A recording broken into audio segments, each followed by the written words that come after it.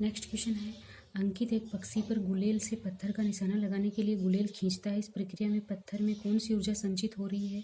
तो उसमें स्थितिज ऊर्जा संचित हो रही है। एक कुम्हार चाक को घुमाकर दीपक बनाता है। उसका चाक किस प्रकार की गति करता है? तो वो घूर्णन गति है। सरल मशीन का उदाहरण है पेच। गतिशील वस्तु का उदाहरण है उड़ती हुई पतंग। आपके विद्यालय से घर जाते समय अचानक मौसम खराब होने से तड़ित झंझावत की स्थिति बन जाती है। ऐसे में आप अपना बचाव कैसे करेंगे? किसी बंद भवन में शरण लेकर। मक्की की फसल को खोदते समय खेत में रामू के पिताजी को सांप ने काट लिया। ऐसी स्थिति में आप रामू को क्या करने की सलाह देंगे? तुरंत प्राथमिक उपचार के बाद अस्पताल ले जाने की सलाह देंगे। गर्मियों में वनों में अचानक आग लग जाती है। इसका कारण होता है एक तो ग्रामवासियों की लापरवाही, घास का उच्च उष्मीय ताप, दूसरा है वृक्षों की पत्तियों का अत्यंत सूखा होना। ये सारे कारण हैं। अगला है कैलाइडोस्कोप में तरह तरह के पैटर्न बनाने के लिए उपयोग किए जाते हैं। एक दूसरे से किसी कोण पर रखे दर्पण। अगला क्वेश्चन आता है, निम्न विद्युत परिपथ में ए बी सी का सही क्रम है। तो इसमें ए बी सी, ए की जगह क्या है? ये एक बल्ब है। बी की जगह क्या है? एक सेल लगाया हुआ है। और सी की जगह है एक कुंजी। ये इसका सही क्रम है। आप देख सकते हैं, ए की जगह है बल्ब, बी की जगह सेल और सी की जगह है कुंजी। इस प्रकार से इनको यहाँ पे फिट किया गया है। अगला क्वेश्चन है, निम्न विद्युत परिपथ की स्थिति है। तो इस परिपथ की स्थिति है, ये खुला परिपथ है। नेक्स्ट है अम्ल प्लस क्षार, बीच में हमको खाली स्थान दिया है, प्लस जल। इस अभिक्रिया को पूर्ण करने के लिए उचित क्रियाफल होगा, वो होगा लवण। निम्न में से जीवाश्म ईंधन का सही युग्म है। तो वो है कोयला और पेट्रोल।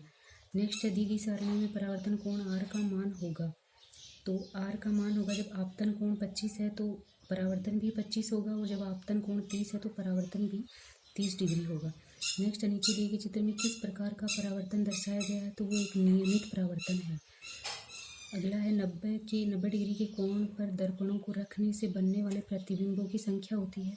तो वो प्रतिबिंब होते हैं 3। अगर हम 2 दर्पणों को 90 डिग्री के कोण पर रखेंगे तो उनसे 3 प्रतिबिंब बनेंगे। कितने डिग्री के कोण पर दर्पणों को रखने पर 3 प्रतिबिंब प्राप्त होते हैं? तो वो होता है 90 डिग्री। जब प्रकाश की किरण सघन माध्यम से विरल माध्यम में प्रवेश करती है तो आपतन कोण का मान अपवर्तन कोण के मान से छोटा हो जाता है, क्योंकि वो अभिलंब की ओर झुक जाती है। नेक्स्ट क्वेश्चन है, जब प्रकाश की किरण वायु से कांच की सिल्ली में प्रवेश करती है तो अपवर्तित किरण में अभिलंब से विचलन होगा, अभिलंब की ओर झुक जाना।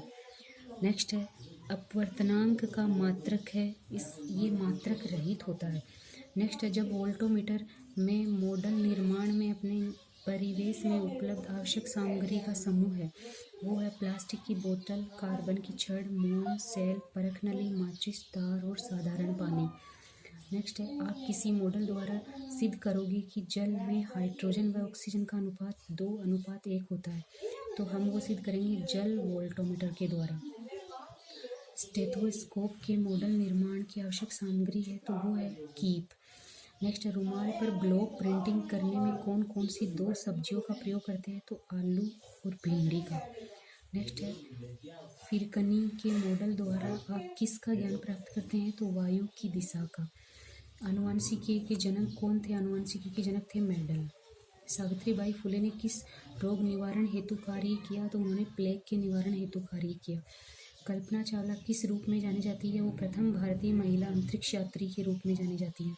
मिसाइल मैन कौन थे? Doctor APJ Abdul Kalam.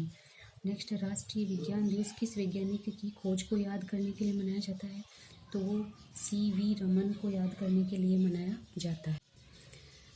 अगला क्वेश्चन है, गुरुत्वाकर्षण बल एवं गति के नियम की खोज किस वैज्ञानिक ने की? तो वो की सर आइजैक न्यूटन ने। सामाजिक पर्यावरण का मुख्य घटक है मानव समाज। राजस्थान के खेजड़ी ग्राम में पर्यावरण संरक्षण हेतु किस महिला द्वारा बलिदान दिया गया? वो थी अमृता देवी। राजसमंद के पिपलात्री ग्राम में पुत्री जन्म के उपलक्ष्य पर ग्रामवासियों द्वारा कितने पौधे लगाए जाते हैं? तो 111। राजस्थान में संकटनापन प्रजाति गोडावण के संरक्षण के लिए आप कौन से उपायों को उचित मानते हैं? तो आखेट पर प्रतिबंध, संवर्धन हेतु अनुसंधान, जन जागरूकता, इन तीनों को ही हम उपयुक्त मानते हैं। अगला है, जैव विविधता के संरक्षण के लिए बनाए गए नियम एवं कारकों का पालन करने हेतु आप समाज में क्या उपाय करेंगे? लोगों को प्रेरित करेंगे, समूह का निर्माण करेंगे, जन जागृति उत्पन्न करेंगे, सभी। दुर्लभ एवं लुप्त हो रही प्रजातियों का मुख्य कारण क्या है? प्राकृतिक एवं मानव जनित गतिविधियाँ। नेक्स्ट क्वेश्चन है कार्बन के अपर रूप का उदाहरण है, तो वो आएगा हीरा। कार्बन का अपर रूप है वो हीरा है। अगला क्वेश्चन है हीरा व ग्रेफाइट की संरचना में एक मुख्य अंतर होता है। हीरा त्रिविमीय और ग्रेफाइट षटकोणीय होता है। नेक्स्ट क्वेश्चन है कार्बन क्रिस्टलीय एवं अक्रिस्टलीय अपर रूप का सही युग्म है, तो क्रिस्टलीय है हीरा, अक्रिस्टलीय है काजल। अगला है कोयले का वह प्रकार जिसमें कार्बन की मात्रा न्यूनतम है वो पीट है, और सबसे अच्छा कोयला है वो एंथ्रेसाइट है। सबसे बेकार कोयला पीट है, इसमें कार्बन की सबसे कम मात्रा है। एंथ्रेसाइट में कार्बन की सबसे अधिक मात्रा है। पेट्रोलियम के प्रभावी आसवन से निकलने वाला पदार्थ क्या है, तो वो है पेट्रोल। पेट्रोलियम के प्रभावी आसवन से निकलता है पेट्रोल। अगला क्वेश्चन है दिया गया आदेशात्मक चिन्ह यातायात के किस आदेश की पालना करने को निर्देशित करता है, तो ये है वो है सीधा प्रवेश निषेध। नेक्स्ट है सोनू एक चौराहे पर खड़ा है, उसे सड़क के उस पार जाना है। ट्रैफिक लाइट की हरी बत्ती चालू है, उसे क्या करना चाहिए?